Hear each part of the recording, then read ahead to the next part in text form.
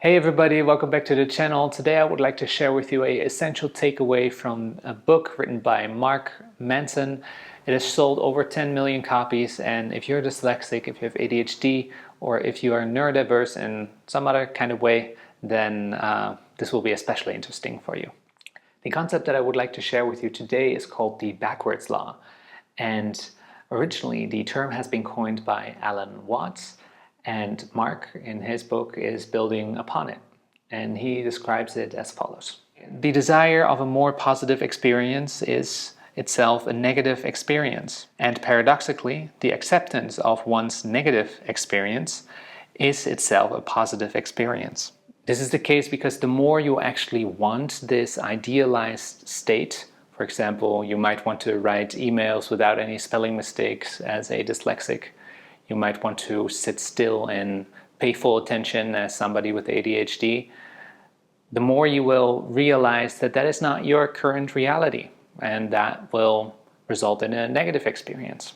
This observation leads us to the question, in which area should we actually be more accepting towards our negative experience? And it seems logical to me to be more accepting towards those elements of dyslexia that we can't change anyway.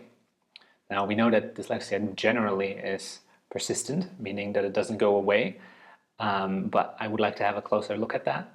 And for that, I took a look at a book that many of you probably know called Overcoming Dyslexia, and in it we find a graph where we can see the development of reading performance over several years, and we see that both poor readers and good readers improve their reading performance, but the poor readers never really catch up. So if you are actually really bothered by your reading performance, then this is one area where you definitely can let go and just say, you know, it's just the way it is.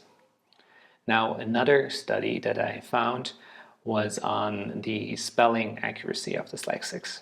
100 students took part in this study, and here you can see the number of errors of dyslexics compared to the number of errors of non-dyslexics. So all of these young adults went through the education system without catching up when it comes to their spelling mistakes. So also spelling mistakes seems to be a rather persistent element of dyslexia. So with this, you have a choice. You can either say, well, I still really want to write without mistakes. And if you do that, then your experience will most likely be negative. Or you can say, well, this is just the way it is. I am not particularly good at this. And then your experience will be more positive. If you would like to talk about any dyslexia-related questions one-on-one, then have a look at my website. It's in the description. And like the video if you liked it, share it with somebody, and see you in the next one.